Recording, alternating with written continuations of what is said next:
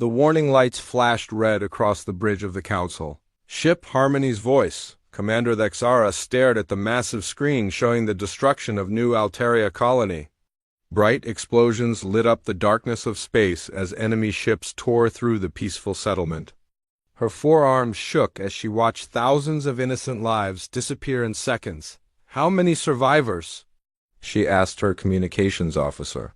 "None from the outer colonies," Lieutenant Vexy replied, his voice barely a whisper.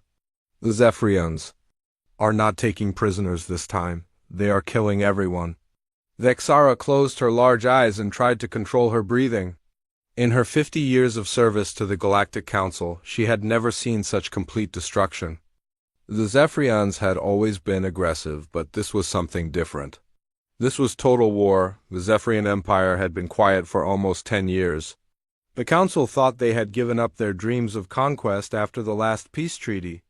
Everyone believed the war-loving aliens had finally learned to live peacefully with their neighbors. How wrong they had been. 3 weeks ago, Zephyrian battle fleets had appeared without warning at the edge of Altarian space. They attacked with new ships, bigger and more powerful than anything the Council had ever seen. These massive vessels, each one the size of a small moon, carried weapons that could destroy entire cities with a single shot. The Council defense fleet had rushed to help the Altarians. They sent their best ships and most experienced commanders. It had not been enough. The Zephyrian dreadnoughts cut through their forces like a hot knife through butter. Energy shields that had protected Council ships for centuries meant nothing against these new weapons. "Commander," called out Tactical Officer Zernap from his station, "the Zephyrian fleet is moving toward the Altarian home system. They will reach the planet in 6 days. 6 days. Thexara felt her stomach drop. The Altarian homeworld had 12 billion people. Most of them were civilians who had never hurt anyone. They lived peaceful lives, growing food and making art. They had no weapons, no armies, no way to protect themselves. "What about our reinforcements?" Thexara asked. "Admiral Korth's fleet was destroyed yesterday," Zernap reported. "The hegemony forces retreated after losing half their ships.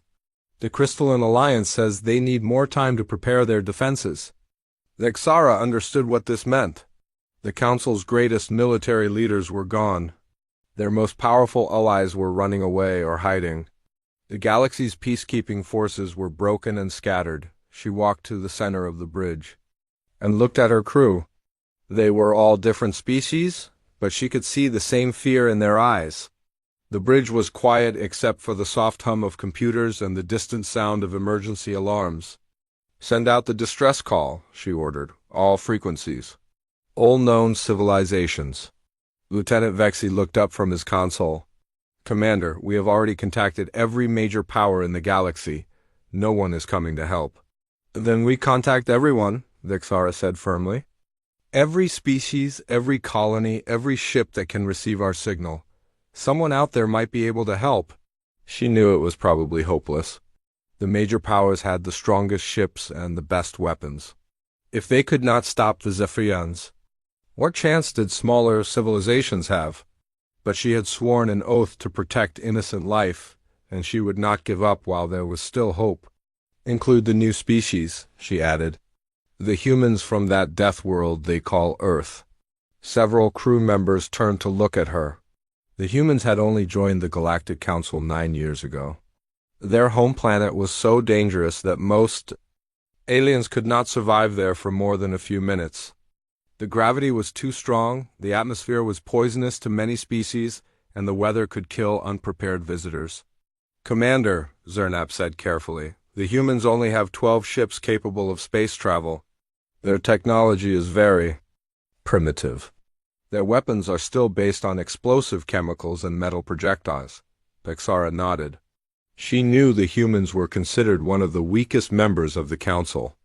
Their ships were crude and ugly, built from heavy metals instead of the elegant energy constructs used by advanced civilizations. Their computers were slow, their weapons were simple, and their fastest ships could barely reach half the speed of modern Council vessels. But something about the humans had always interested her. During the Council meetings, Representatives from other species would talk for hours about proper procedures and diplomatic solutions. The human ambassador, a stern woman named Sarah Chun, would sit quietly and listen. When she finally spoke, her words were always simple and direct. The Xara remembered the last council meeting before this crisis began. The hegemony representative had spent an hour explaining why military action should always be a last resort. The Crystalline Alliance delegate had given a beautiful speech about the importance of peaceful negotiation. Ambassador Chun had stood up and said just 4 words, "Bullies understand only strength." At the time, many council members had been shocked by such a simple, aggressive statement. They whispered that humans were too violent, too primitive to understand civilized diplomacy. But now, watching Zephyrian ships destroy helpless colonies, the Xara wondered if the human ambassador had been right. "Send the message to everyone," she repeated. "Include full tactical data about Zephyrian capabilities. Tell them what we are facing." Lieutenant Vexi worked at his console for several minutes. The distress call would go out on every frequency used by spacefaring civilizations. It would include detailed information about Zephyrian ship designs, weapons, and tactics. Any species that received the message would know exactly how dangerous the enemy was. "Message sent, Commander," Vexi reported. "Estimated delivery time to human space is 14 hours. 14 hours. By then, the Zephyrian fleet would be even closer to the Altarian homeworld." Vexara tried not to think about what would happen to those 12 billion innocent people if no help arrived. The bridge fell silent again. Everyone knew they were probably sending a message that no one could answer. The galaxy's greatest military powers had already failed. What could a few small civilizations do against an enemy that had crushed everything in its path? But Thexara had been a soldier for too long to give up hope completely. Sometimes help came from unexpected places. Sometimes the smallest forces could make the biggest difference. She had learned that lesson many times during her long career. On the main screen, the Zephyrian fleet continued its advance. The massive dreadnoughts moved through space like black mountains, their hulls reflecting no light. Behind them followed hundreds of smaller warships, all armed with the terrible plasma weapons that had destroyed so many council vessels. War Master Kethver commanded the Zephyrian forces from his flagship, the Blood of Conquest. Intelligence reports said he was one of the most successful military commanders in Zephyrian history. He had conquered 17 star systems and enslaved dozens of alien species. His ships had never lost a major battle.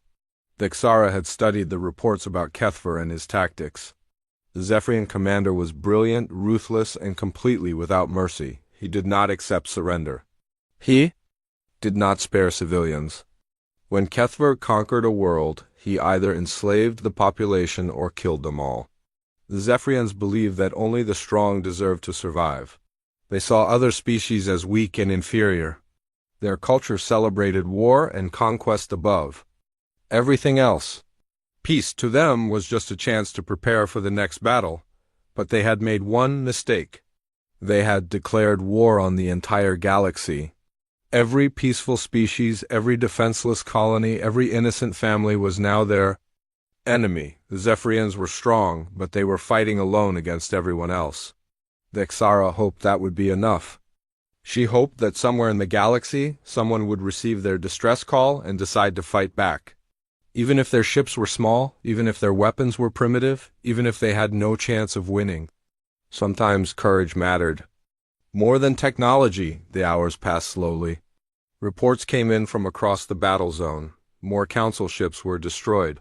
More colonies fell to Zephyrian attacks. The enemy advanced on schedule toward their main target. Then, exactly 14 hours after the distress call was sent, Lieutenant Vexi looked up from his communications console with surprise. "Commander," he said, "we are receiving a response." The Xara felt her heart skip a beat. "From whom?" "The humans, Commander. Ambassador Chun is requesting immediate tactical briefing and full strategic analysis. She says the human fleet is preparing to mobilize." Several bridge officers laughed. The Xara silenced them with a look. 12 primitive ships against 1,000? Zephyrian dreadnoughts might seem like a joke, but at least someone was willing to try. Send them everything we have, she ordered. Ship designs, weapon specifications, tactical analysis, strategic assessment. Give them complete access to our military database? Commander, Zernap said quietly, perhaps we should also warn them about the odds they will be facing. Vexara thought about this for a moment. Then she smiled for the first time in days. No, she said. Something tells me the humans already know exactly what they are getting into. Admiral Sarah Chun stood in the command center of the UES Indomitable, Earth's flagship and the most advanced vessel in humanity's small space fleet. The massive holographic display showed tactical data streaming in from the Galactic Council. Every few seconds, new reports arrived showing more destruction, more colonies lost, more innocent lives ended by Zephyrian weapons. Chun was 54 years old, and had spent her entire adult life preparing for moments like this. She had fought in the water wars of 2387, commanded troops during the Mars Rebellion, and led the first human expedition beyond the solar system. Her gray hair was pulled back in a tight bun, and her dark eyes studied the incoming data with the focus of a predator. Captain Martinez, she called to her second-in-command. Status report on fleet readiness. Captain Elena Martinez looked up from her console. She was younger than Chun, with short, black hair and scars on her hands from her years as a Marine. Engineer. All 12 ships report ready for immediate departure, Admiral. Fusion reactors are at full power, weapon systems are charged, and crews are standing by. Chun nodded. 12 ships. It sounded pathetic compared to the 1,000-vessel armada that the Zephyrians had deployed. But these 12 ships represented everything humanity had built in space. Every resource, every technological advance, every lesson learned from centuries of warfare on Earth. The UES Indomitable was the pride of the human fleet. She was 800 meters long and massed almost 2 million tons. Her hull was built from titanium steel alloy, layered with ceramic armor plates that could withstand direct hits from nuclear weapons. Inside her belly were magnetic accelerator cannons that could fire tungsten slugs at 30% of light speed. The other 11 ships were smaller but equally deadly. The destroyers, relentless, defiant, and unstoppable, carried swarms of kinetic interceptors and close-range plasma cutters. The cruisers Washington, Moscow, and Beijing mounted heavy railguns and tactical nuclear missiles. The assault carriers, Normandy, Guadalcanal, and Stalingrad could deploy hundreds of marine boarding pods in minutes. To galactic standards, human ships were primitive and ugly. They used brute force fusion reactors instead of elegant antimatter drives. Their weapons fired simple metal projectiles instead of sophisticated energy beams. Their hulls were thick slabs of metal instead of lightweight force fields, but Chun knew something that the rest of the galaxy did not understand. Human ships were not built for elegance or efficiency. They were built for war. Every system had backups. Every weapon had multiple firing modes. Every hull plate was designed to keep fighting even after taking massive damage. Admiral, called out Communications Officer Jiang from his station. We are receiving real-time updates from Council forces in the combat zone. The Zephyrian advance has accelerated. They will reach the Altarian homeworld in 4 days instead of 6. Chun felt her jaw tighten. 4 days meant they had even less time than expected. The human fleet would need to travel for 3 days at maximum speed just to reach the battle zone. That left only 1 day to somehow stop an enemy force that had already destroyed everything the galaxy could throw at it. Any word from other civilizations? She asked. Anyone else responding to the distress call? Jiang shook his head. The hegemony is reinforcing their home systems.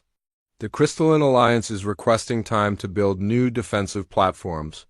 The Voidwalkers say this conflict does not concern them. Chun was not surprised. She had attended enough council meetings to understand how galactic politics worked. Every species was primarily concerned with protecting themselves. They would offer sympathy and moral support, but when real fighting was needed, they found excuses to stay home. Humans were different. Perhaps it was because Earth was such a dangerous world that its people had learned to fight or die. Perhaps it was because human history was filled with stories of small groups standing against overwhelming odds. Or perhaps it was simply because humans were too stubborn to know when they were beaten. "Connect me to the fleet," Chun ordered. "All captains, priority channel." The holographic display changed to show 11 smaller screens, each containing the face of a ship captain. These were some of the finest military officers Earth had ever produced. They came from every continent and every branch of the old national militaries. What united them was their absolute dedication to protecting innocent life. Captain Sarah Kim of the destroyer Relentless had been born in the underground cities of Korea during the climate wars. Captain Ahmed Hassan of the cruiser Cairo had fought pirates in the asteroid belt for 15 years. Captain Maria Santos of the assault carrier Normandy had led the first successful boarding action against a hostile alien vessel. "Ladies and gentlemen," Chun began, her voice carrying clearly across the communication channels, "you have all seen the tactical data from the Galactic Council. The situation is simple.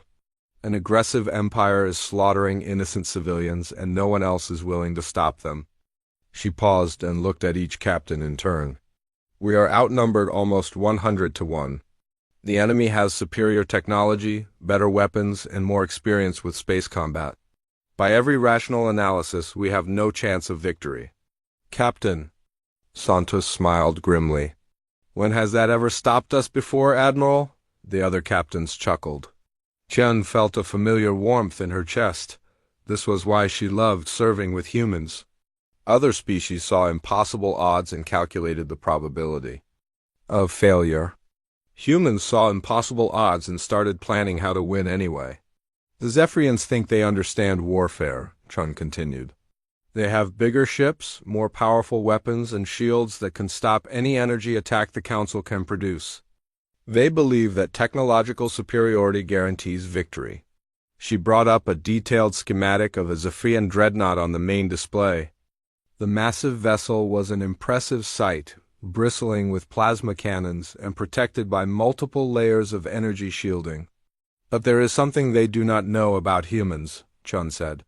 "We come from a world that tried to kill us every single day for millions of years. We learned to survive by being smarter, tougher, and more adaptable than anything else on our planet. We learned that the best technology means nothing if you do not know how to use it properly." Captain Zhang of the cruiser Beijing leaned forward. "What are your orders, Admiral?" Chen smiled. It was not a pleasant expression. "We are going to show the galaxy what humans do best. We are going to take everything the enemy thinks they know about warfare and prove them wrong." She activated a series of tactical overlays on the display. The Zephyrians fight like most advanced civilizations. They rely on long-range energy weapons and defensive shields. They keep their distance and trade fire until one side breaks. It is clean, efficient, and predictable. The tactical display showed typical galactic battle formations. Ships arranged in neat lines, firing at each other across vast distances, protected by energy barriers that absorbed incoming attacks. "We are not going to fight that battle," Chun announced. "We are going to do what humans have always done when faced with superior enemies. We are going to change the rules." Over the next hour, Chun outlined her strategy. It was unlike anything the galaxy had ever seen. Instead of trying to match Zephyrian technology, the human fleet would use the enemy's strengths against them. Instead of fighting at long range, they would close to point-blank distance. Instead of relying on energy weapons, they would use simple, kinetic projectiles that could punch through any shield. The plan was dangerous. It required the human crews to endure accelerations that would kill most alien species. It demanded split-second timing and perfect coordination. One mistake would result in the destruction of the entire fleet. But it was also brilliant. The Zephyrians had never faced an enemy willing to ram their ships at near-light speed. They had never encountered weapons that ignored energy shields completely. They had never fought opponents who treated ship-to-ship combat like a knife fight instead of a formal duel. Admiral, Captain Hassan asked, what about boarding actions? The Zephyrian ships are massive. Even if we disable them, they will still have thousands of crew members. Chun's smile became even more predatory. That is where we use our greatest advantage. Humans are not just mentally adapted for warfare. We are physically adapted for it too. She brought up comparative biological data on the display. Humans were stronger than most galactic species. They could survive in environments that would kill other aliens. They could function with injuries that would incapacitate creatures from peaceful worlds. Zephyrians are warriors, but they have been using technology to fight their battles for centuries, Chun explained. When was the last time any of them had to fight hand-to-hand combat? When was the last time they had to survive without their fancy equipment? The answer was obvious. Advanced civilizations had moved beyond personal combat long ago. They fought wars with ships and weapons and computers. The idea of soldiers physically fighting each other was considered primitive and barbaric. But humans had never stopped training for personal combat. Every Marine on every human ship knew how to fight with weapons, with tools, or with their bare hands. They could operate in zero-gravity, toxic atmospheres, or extreme temperatures. They could keep fighting even when wounded, exhausted, or outnumbered. Load all assault carriers with full Marine complements, Chun ordered. Equip boarding teams with standard combat gear and emergency life support. We are going to take the fight directly to the enemy. The captains began implementing their orders immediately. Across the human fleet, crews prepared for the most dangerous mission in their species' history. Engineers checked and double-checked every system. Weapons officers loaded magazines with tungsten penetrator rounds. Marines suited up in their powered armor and checked their weapons. In the ship's medical bay, Dr. Patricia Reynolds prepared for the casualties that were sure to come. As the fleet's chief medical officer, she had treated every type of injury imaginable, but she had never tried to perform surgery while her ship was accelerating at 8 gravities and taking enemy fire. "Doctor," her assistant asked, "do you really think we can win this?" Dr. Reynolds looked up from her surgical preparations. She was 60 years old and had served in conflicts across human space. She had seen the worst that war could do to the human body, and she had seen the incredible determination that kept humans fighting when anyone else would give up. "I think we are going to make the enemy pay a price they never expected," she said quietly. "And sometimes that is all you need to win." 3 hours after receiving the distress call, the human fleet was ready to depart. Every ship reported full readiness. Every crew member was at their station. Every weapon was loaded and ready to fire. Admiral Chun stood on the bridge of the Indomitable and looked out at the stars. Somewhere out there, innocent people were dying while an evil empire grew stronger. The galaxy's protectors had failed. The great civilizations had retreated. Only 12 human ships stood between the Zephyrians and total victory. "All ships," she broadcast, "prepare for jump to lightspeed. Destination, Altarian system. Mission, stop the Zephyrian advance by any means necessary." She paused for a moment, thinking about the words that would send her people into almost certain death. "This is Admiral Chun to all human vessels. We are going to show the galaxy what Earthers are made of. We may be outnumbered, outgunned, and operating far from home, but we carry something more powerful than any weapon the enemy possesses. We carry the determination of a species that has never learned how to quit." The fleet jumped to lightspeed in perfect formation. Behind them, Earth continued its ancient rotation, unaware that its children were racing toward the greatest battle in human history. Ahead of them waited an enemy that had conquered star systems and enslaved entire species. An enemy that had never been defeated, an enemy that believed itself invincible. The Zephyrians were about to learn that they had made a terrible mistake. They had declared war on humanity, and humans had been preparing for this fight for their entire evolutionary history. War Master Kethver stood on the command bridge of his flagship, the Blood of Conquest, and watched the destruction of another Council defense platform. The massive structure, once home to 50,000 military personnel, exploded in a brilliant flash of white light. Pieces of metal and energy conduits scattered across space like dying stars. Kethver was nearly 3 meters tall and covered in dark gray scales that had been scarred by decades of warfare. His forearms ended in clawed hands that could crush steel, and his red eyes glowed with the satisfaction of another victory. He had been fighting wars for over 60 years, and this campaign was proving to be one of his most successful. "Status report," he commanded in his deep, rumbling voice. Sub-Commander Vorthak. His chief tactical officer stepped forward. Like all Zephyrians, Vorthak was built for combat. His thick armor was covered with weapons and sensors, and his scarred face showed the results of many battles. "All objectives secured, War Master," Vorthak reported. "The Altarian outer colonies have been completely destroyed.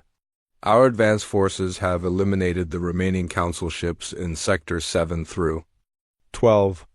The path to the Altarian homeworld is clear." Kethver nodded with satisfaction. The Galactic Council had been much weaker than expected.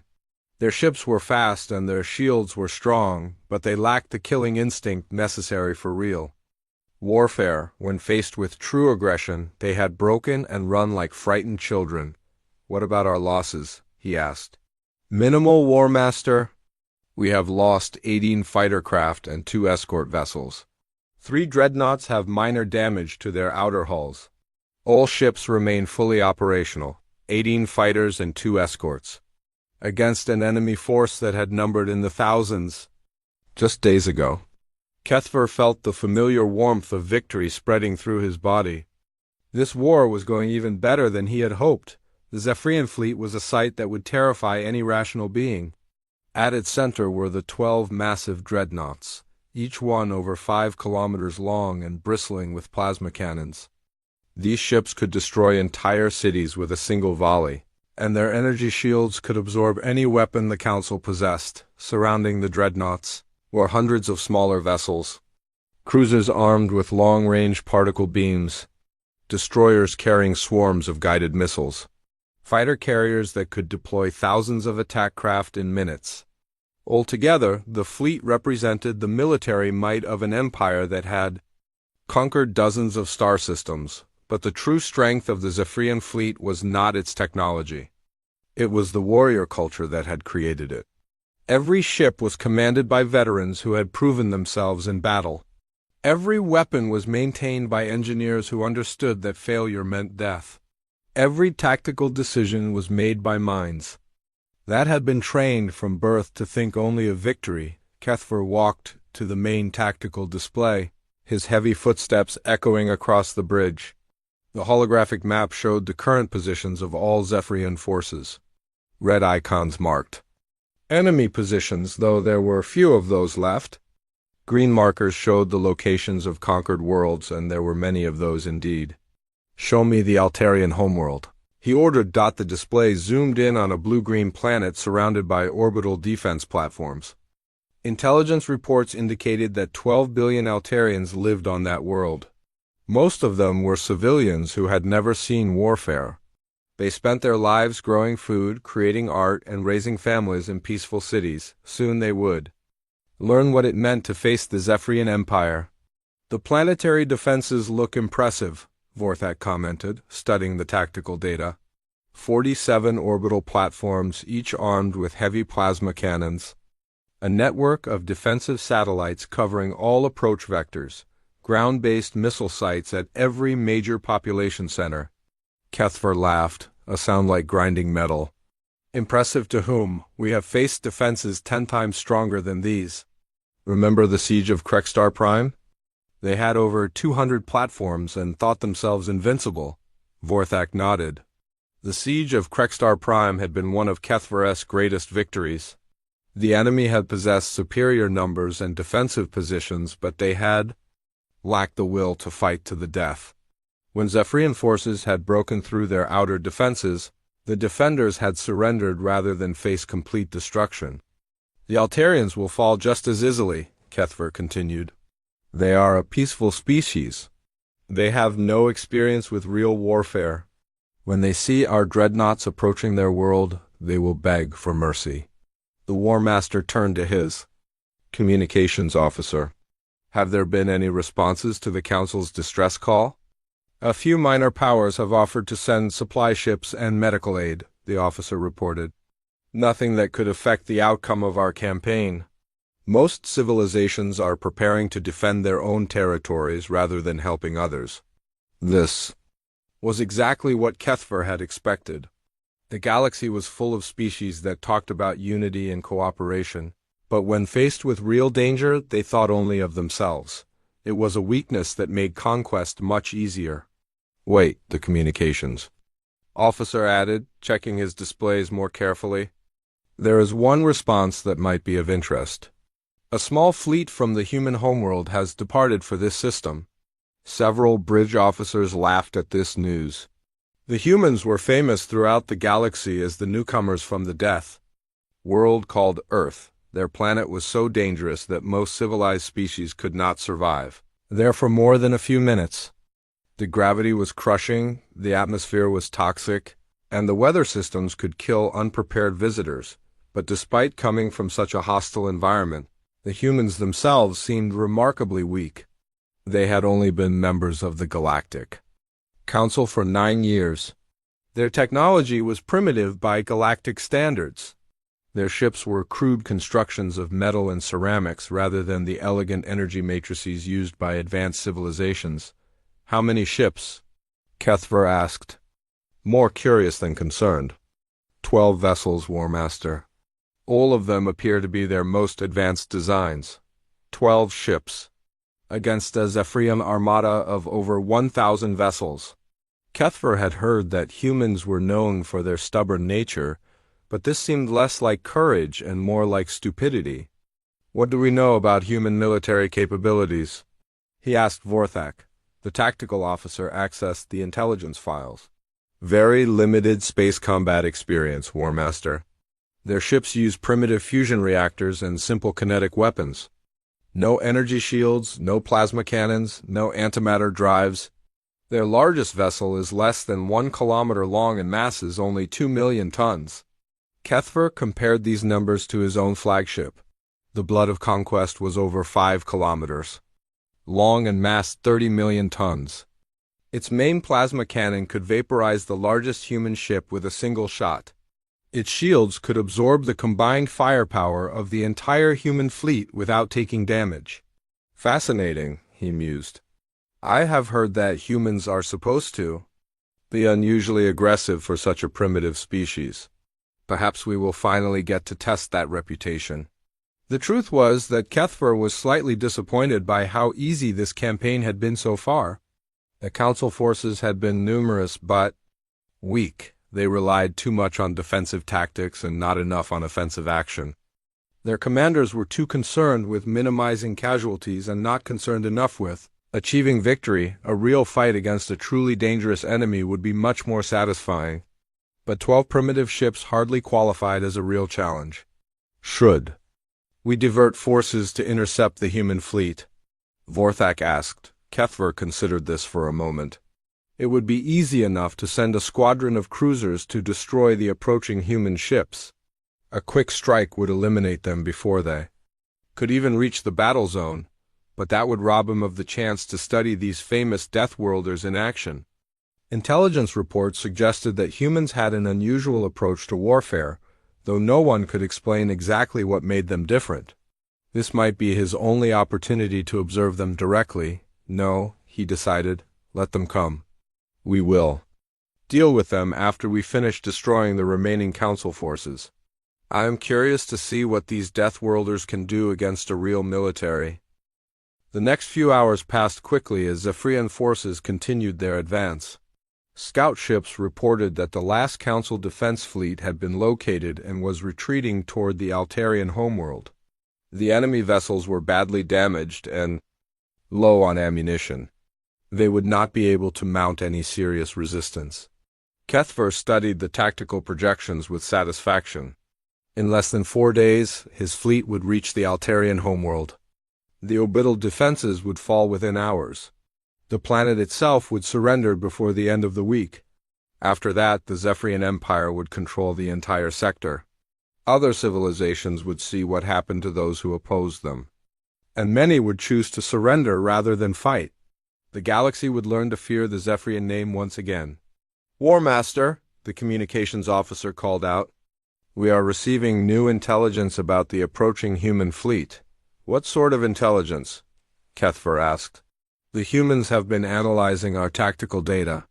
They have requested detailed information about our ship designs and weapons capabilities from the Council database." This was interesting. Most species tried to gather intelligence secretly, through spies and hidden sensors. The humans were asking for the information openly, as if they had no intention of hiding their preparations. "Have the Council forces provided this information?" Kethver asked. "Yes, War Master.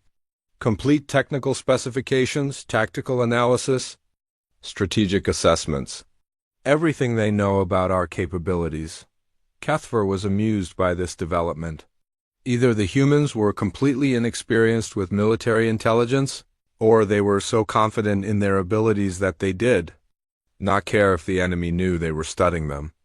"Let them study all they want," he said with another metallic laugh. "Knowledge of our capabilities will not help them when they face our firepower. If anything, it will make them more likely to surrender when they realize how outmatched they are." But even as he spoke these words, Kethver felt a small stirring of curiosity in his mind. The humans were behaving unlike any enemy he had ever faced. Most species either ran away when confronted with superior force, or they tried to match his technology with their own advanced weapons. The humans seemed to be doing neither. They were not retreating, but they were also not trying to build bigger ships or more powerful weapons. Instead, they were studying their enemy carefully and preparing for something that Kethver could not quite understand. For the first time in this campaign, the War Master felt a tiny flicker of uncertainty. Not fear, certainly. No primitive species could threaten the might of the Zephyrian Empire. But perhaps these Deathworlders would prove more interesting than he had initially expected. "Continue monitoring human communications," he ordered. "I want to know everything they are planning." As the hours passed and the Zephyrian fleet drew closer to its final objective, Kethver found himself thinking more and more about the approaching human ships. 12 vessels against 1,000. Primitive technology against advanced weapons.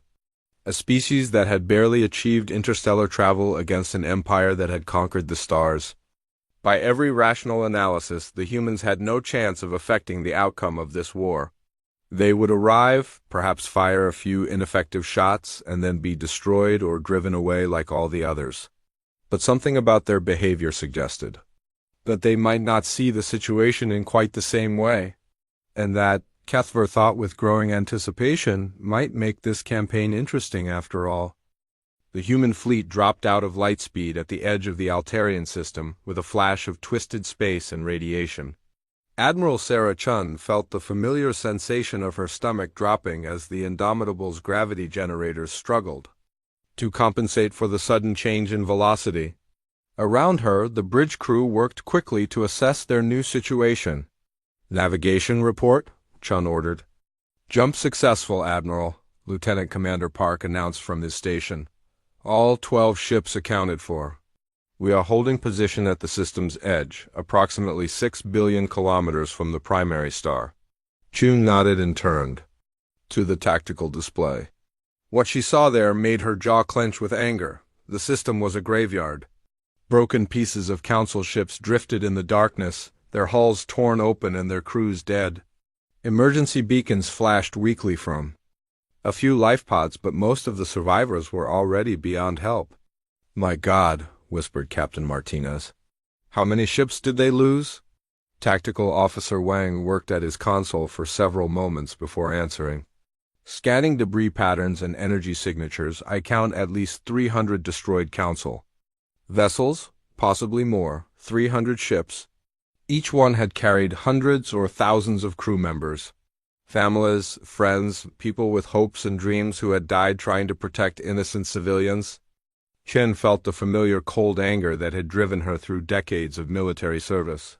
"What about the enemy?" she asked. Wang's display changed to show the current positions of Zephyrian forces. "The main fleet is advancing toward the Altarian homeworld. Estimated arrival in 36 hours. I count 1,047 enemy vessels, including 12 massive dreadnoughts. Chun studied the tactical data carefully. The Zephyrian ships were arranged in perfect formation, advancing steadily through space like a wall of destruction. Their energy signatures were enormous, indicating power levels far beyond anything the human fleet could match, but Chin was not looking at their power levels. She was studying their formation, their movement patterns, and their apparent tactical doctrine. What she saw gave her the first glimmer of hope since receiving the distress call. "They fight like a parade," she said quietly. Captain Martinez looked confused. "Admiral? Look at their formation," Chun explained, pointing to the display. "Perfect. Spacing, rigid organization, predictable movement. They are fighting like this is a demonstration rather than a war." Chun had seen this before in her years of military service. Advanced civilizations often became so focused on showing their technological superiority that they forgot the basic principles of warfare.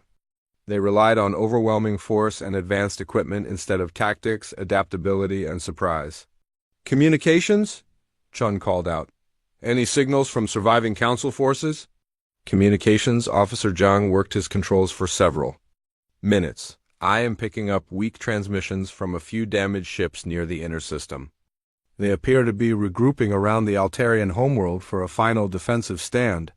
Chun felt her heart sink. A final defensive stand meant that the council forces were preparing to die rather than retreat. They would make their last fight around the planet they were trying to protect, and they would all be destroyed in the process, unless the human fleet could change the tactical situation dramatically. "Navigation? Plot a course for the Zephyrian fleet," Chun ordered. "Maximum acceleration. All ships are to follow our lead." "Admiral," Captain Martinez said carefully, "our orders were to assist council forces. Should we not attempt to link up with the surviving ships first?" Chun shook her head. "The council forces are using standard galactic tactics. Long-range energy weapons, defensive formations, attrition warfare. They will lose because the Zephyrians have better technology and more ships." She turned to face her second-in-command directly. "We are going to do something the Zephyrians have never seen before. We are going to attack them directly." The bridge fell silent for a moment. Everyone understood what this meant. The human fleet would be charging straight at an enemy force that outnumbered them almost 100 to 1. Their small ships would be facing massive dreadnoughts, armed with weapons that could vaporize them instantly. But Chun had not survived 30 years of warfare by avoiding dangerous situations. She had learned that sometimes the most dangerous plan was also the most effective, precisely because no rational enemy would expect it. "All ships," she broadcast over the fleet communication channel. "This is Admiral Chun with new orders. We are going to demonstrate why humans are considered dangerous, despite our primitive technology." She paused to let her words sink in. "The enemy thinks they understand warfare because they have better weapons and bigger ships. They are about to learn that technology alone does not win battles. Courage, determination, and tactical flexibility win battles." The human fleet began to accelerate toward the Zephyrian armada. Their fusion drives burned at maximum power, pushing the ships to velocities that would have been impossible for vessels with living crews from most other species. But humans had evolved on a high-gravity world, and their bodies could withstand accelerations that would kill aliens from lighter planets. As they approached, Chun continued to study the enemy formation. The Zephyrian ships maintained perfect spacing and predictable movements. Their weapons were pointed forward, ready to engage targets at long range. Their shields were configured for maximum defensive coverage. It was exactly what she had hoped to see. "Tactical," she called out. "Begin target analysis. I want firing solutions for close-range kinetic strikes." Lieutenant Wang looked up from his console with surprise. "Admiral, kinetic weapons are ineffective against energy shields. The enemy barriers will absorb our projectiles before they can reach their hulls." Chun smiled grimly. "That would be true if we were fighting at normal engagement ranges. But we are not going to fight at normal ranges." She activated the tactical display and began outlining her plan. The human ships would accelerate directly toward the Zephyrian fleet, using their superior maneuverability to avoid the worst of the enemy fire. At point-blank range, they would fire tungsten penetrator rounds at velocities approaching the speed of light. Energy shields are designed to absorb and deflect incoming attacks, Chan explained, but they have a maximum capacity.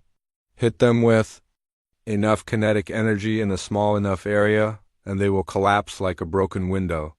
The plan was insane by galactic standards. No civilized species would deliberately close to knife-fighting range with an enemy that had superior firepower. The risk of destruction was enormous, and the chances of success seemed minimal. But Chun had studied human military history, and she knew that impossible victories often came from doing things that no rational enemy would expect.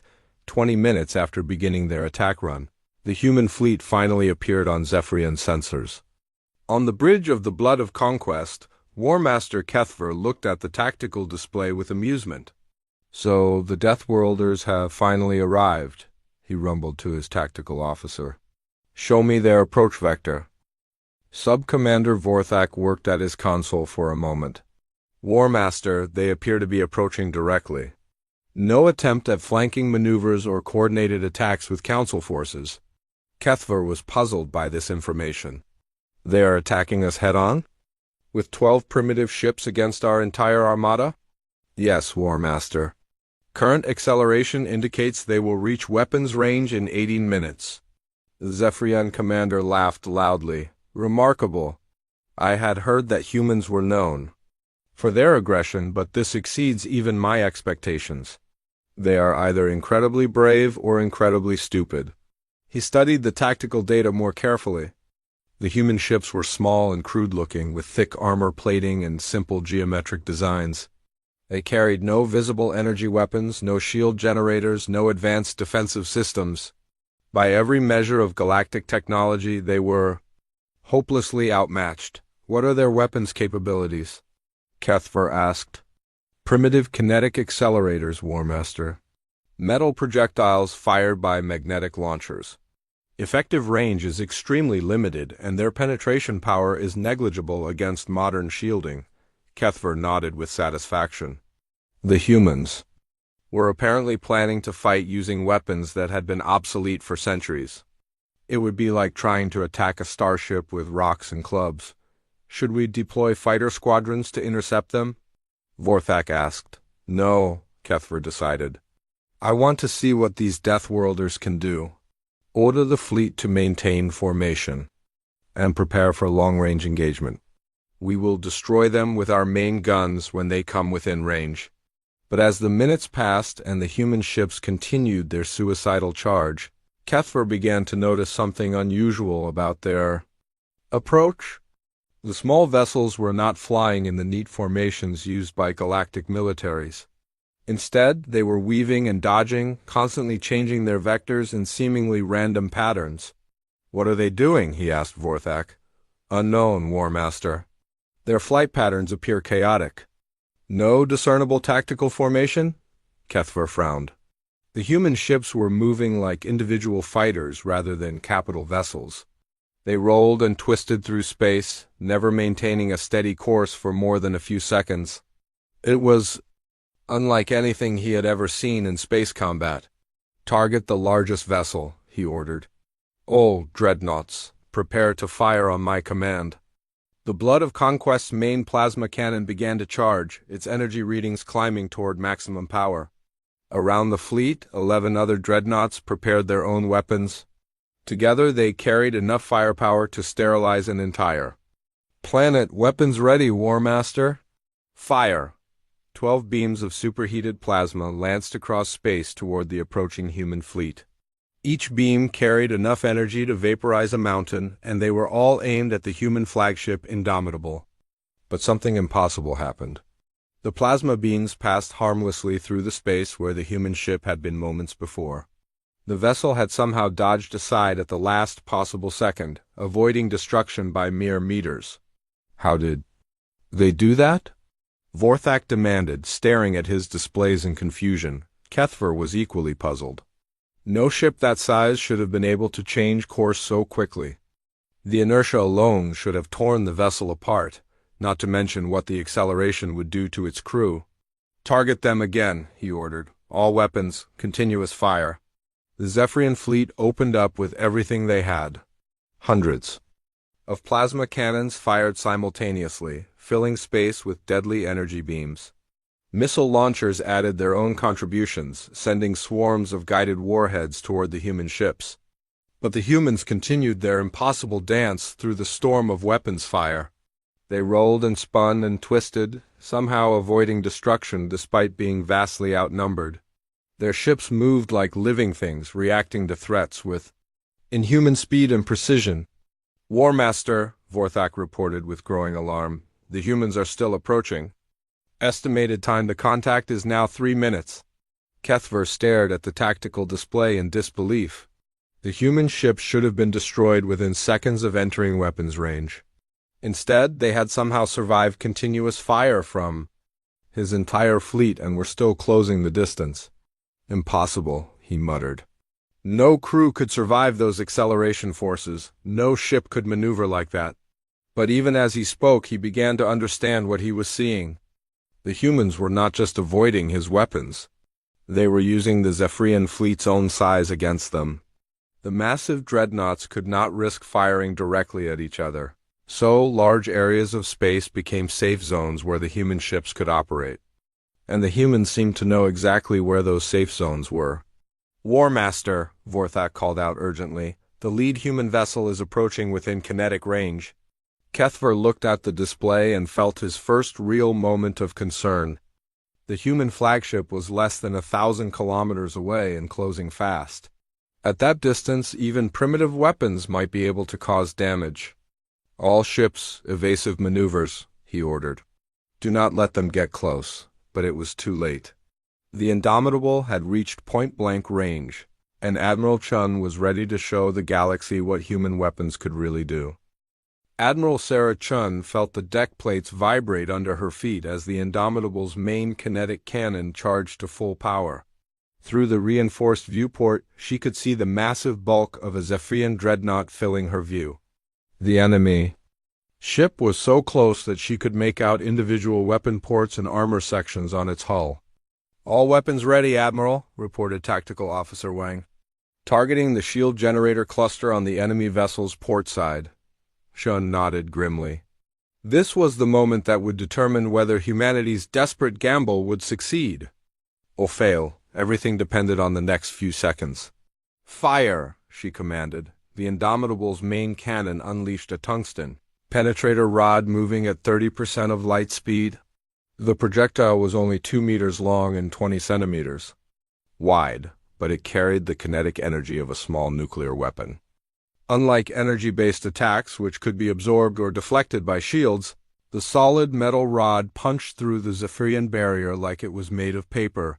The tungsten penetrator struck the dreadnought's hull with devastating effect. The impact created a hole 3 meters wide that went completely through the ship from one side to the other. Emergency alarms began wailing across the enemy vessel as atmosphere rushed out into space and internal systems failed, but Chen was not finished. Secondary batteries, continuous fire. Target their weapon systems. The Indomitable carried 12 smaller kinetic cannons along its flanks.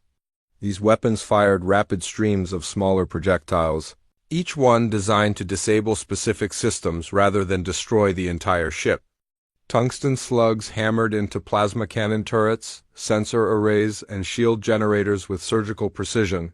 Within 30 seconds, the mighty Zephyrian dreadnought had been reduced to a helpless hulk. Its weapons were destroyed, its shields were down, and its propulsion systems were offline. The ship that had been capable of destroying entire planets was now drifting powerless through space. Across the battle zone, the other human vessels were conducting similar attacks. The destroyer Relentless had closed with a Zephyrian cruiser, and was systematically destroying its weapons with pinpoint kinetic strikes. The assault carrier Normandy had gotten close enough to an enemy battleship to deploy its secret weapon. "Marine, boarding pods away," reported Captain Santos over the communication channel. 60 Marines inbound to enemy vessel. Chun smiled with fierce satisfaction. This was the part of the plan that would truly shock the Zephyrians. Every other species in the galaxy fought wars with ships and weapons and computers. Only humans still believed in the value of personal combat. The boarding pods were simple devices, barely more than armored shells with life support systems and maneuvering thrusters. Each one carried 5 human marines equipped with powered armor and enough weapons to fight their way through an entire enemy ship, but the real weapon was not their equipment. It was the marines themselves. Sergeant Maria Rodriguez felt the familiar jolt as her boarding pod impacted the hull of the Zephyrian vessel. Around her, 4 other marines checked their weapons and prepared for combat. They had trained for this moment for years, but none of them had ever fought aliens in actual battle. "Breaching charges ready," reported Corporal Jackson, the team's demolition specialist. Rodriguez nodded. "Blow it." The shaped charges detonated with a sharp crack, cutting a hole through the enemy ship's armor plating. Emergency systems immediately tried to seal the breach, but the Marines were already moving through the opening and into the ship's interior. The first thing Rodriguez noticed was the gravity. Zephyrian ships operated at only 60% of Earth normal, which made every human movement faster and stronger than the aliens expected. The second thing she noticed was the size of the corridors. They were built for creatures much larger than humans, which meant the Marines could take cover behind structures that the enemy considered open space. "Contact front," called out Private Chun as a group of Zephyrian soldiers appeared around a corner. The aliens were impressive-looking creatures, nearly 3 meters tall and covered in natural armor plating. They carried energy weapons that could burn through steel, and their clawed hands could tear metal apart. By any rational measure, they should have been superior fighters to the small humans, but the Zephyrians had made a crucial mistake. They had never learned to fight opponents who were faster, smarter, and more adaptable than themselves. Rodriguez dove behind a support beam as plasma bolts sizzled through the air where she had been standing. The Zephyrian weapons were powerful, but they were also slow to recharge and difficult to aim in close quarters. While the aliens struggled to target the fast-moving humans, the Marines returned fire with their kinetic rifles. Human weapons were designed for wars fought on a world where everything was trying to kill you. They were simple, reliable, and deadly effective. Tungsten bullets punched through Zephyrian armor like it was made of cardboard, and the aliens had no defense against weapons that ignored energy shields completely. Within minutes, the first group of enemy soldiers was down. Rodriguez led her team deeper into the ship, following corridors that had been mapped by intelligence analysis of captured Zephyrian vessels. "Objective is the main reactor control room," she told her Marines. "We shut down their power, and this ship becomes a floating piece of scrap metal." Meanwhile, on the bridge of the Blood of Conquest, War Master Kethver was experiencing something he had never felt before in 60 years of warfare. For the first time in his long military career, he was genuinely afraid. "Status report," he demanded, his voice no longer carrying its usual confidence. Sub-Commander Vorthak worked frantically at his console, trying to make sense of the tactical situation. "War Master, we have lost contact with 7 dreadnoughts. The human vessels have somehow disabled their shields and weapons systems." Kethver stared at the tactical display in disbelief. 7 of his most powerful ships had been reduced to helpless hulks in less than 10 minutes. The small human fleet, which should have been destroyed immediately, was tearing through his armada like a pack of predators. "How is this possible?" he roared. "Their weapons are primitive metal projectiles. Our shields should stop them easily." "The humans are fighting at point-blank range, War Master," Vorthak explained. "Their kinetic weapons are moving so fast that our energy barriers cannot absorb the impact." Kethver felt his world turning upside down. Energy shields had been the foundation of space warfare for centuries. Every military doctrine, every tactical manual, every strategic plan was based on the assumption that shields could protect ships from enemy fire. The humans had just proven that assumption wrong. "And there is something else, War Master," Vorthak continued with growing alarm. "The humans have deployed boarding parties. They are fighting inside our ships. This was even more shocking than the kinetic weapons. Personal combat had been abandoned by civilized species thousands of years ago. Modern warfare was conducted at vast distances using advanced technology. The idea of soldiers actually fighting each other hand-to-hand was considered barbaric and primitive. But the reports coming in from across the fleet told a different story. Human marines were moving through Zephyrian ships like unstoppable forces of destruction. They were faster than the aliens, stronger in the reduced gravity, and completely ruthless in their tactics. "The humans on the Destroyer of Worlds have reached the reactor control room," reported one ship captain. "They are demanding our surrender or they will overload our power systems." "The boarding party on the Eternal Victory has taken control of our weapon systems," called another. "They are using our own guns against us." Kethver listened to these reports with growing horror. His mighty fleet, which had conquered dozens of star systems, was being defeated by 12 primitive ships crewed by creatures from a death world. But the worst was yet to come. "War Master," Vorthak said urgently, "the human flagship is approaching our position. They appear to be targeting us directly." Through the main viewport, Kethver could see the Indomitable approaching at incredible speed. The small human vessel looked like a metal dart compared to his massive flagship, but he now knew that appearances could be deceiving.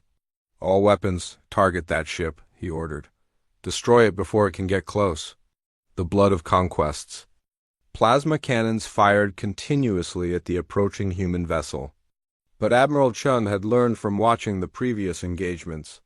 She used the bulk of damaged Zephyrian ships as cover, threading her way through the debris field like a fighter pilot rather than a capital ship commander. The Indomitable reached kinetic range and opened fire. Tungsten penetrators slammed into the flagship's shields with devastating effect. The energy barriers flickered and collapsed under the concentrated assault, leaving the massive dreadnought defenseless. "Shields down," Vorthak reported with despair. "Hull breaches on multiple decks. We are losing atmospheric pressure." Kethver felt the deck shudder under his feet as more kinetic rounds punched through his ship's armor. Emergency lights flashed across the bridge, and the sound of rushing air indicated that the hull had been compromised. But Admiral Chun was not trying to destroy the flagship. She had a different plan in mind. "This is Admiral Sarah Chun of the Earth Fleet," came a voice over the communication system. "War Master Kethver, you have exactly 60 seconds to order the complete surrender of your forces, or we will demonstrate what happens when you threaten innocent civilians." Kethver laughed bitterly. "You have a few primitive ships against my entire armada. What makes you think you can dictate terms to me?" Chun's response was immediate and terrifying. "Because we come from a world that spent millions of years trying to kill us, and we learned to fight back. Your people have been using technology to win battles for so long that you have forgotten what real warfare looks like." As if to emphasize her point, explosions began erupting across the Zephyrian fleet. Human marines were systematically destroying enemy ships from the inside, turning the aliens' own weapons against them. "You have 30 seconds, Chun continued. "Surrender now, or we will show the galaxy why humans are called Deathworlders." Kethver looked around his bridge at his terrified crew. These were warriors who had never known defeat, soldiers who had conquered entire civilizations. But they were looking at him with fear in their eyes, waiting for orders that he did not know how to give. "War Master," Vorthak whispered, "perhaps we should consider their terms." For the first time in his life, Kethver felt the bitter taste of defeat. His mighty armada was being destroyed by 12 ships that any rational analysis would have dismissed as insignificant. His advanced weapons were useless against enemies who fought like wild animals. His superior technology meant nothing against opponents who had learned to turn weakness into strength. "Open a channel to all ships," he said quietly. "Channel open, War Master." Kethver took a deep breath and spoke the words he had never thought he would say. "All Zephyrian forces, this is War Master Kethver. Cease fire. Power down all weapon systems. We surrender." The effect was immediate. Across the battle zone, Zephyrian ships went dark as their crews followed orders. The massive fleet that had seemed unstoppable just hours before was now helpless and defeated. Admiral Chun's voice came over the communication system once more. Wise choice, War Master. Your forces will withdraw immediately from all occupied systems and return all prisoners and enslaved populations to their homes. Any ship that attempts to resume hostilities will be destroyed without warning. Understood, Kethfer replied, his voice heavy with defeat. As news of the surrender spread across the galaxy, civilizations that had cowered in fear began to celebrate. The Zephyrian Empire, which had threatened to conquer the known universe, had been stopped by 12 ships from a primitive world. But perhaps most importantly, the galaxy had learned a new lesson about warfare. Technology and superior numbers were not enough to guarantee victory. Sometimes the most dangerous enemies were those who had been forged by hardship and taught to never give up. The Galactic Council would later establish the Deathworld Doctrine, a military theory based on the simple principle that any species capable of surviving on a hostile planet should never be underestimated in combat. And throughout the galaxy, when parents wanted to teach their children about courage and determination, they would tell them the story of how 12 human ships changed the course of galactic history. The Deathworlders had answered the call for help, and the universe would never be the same.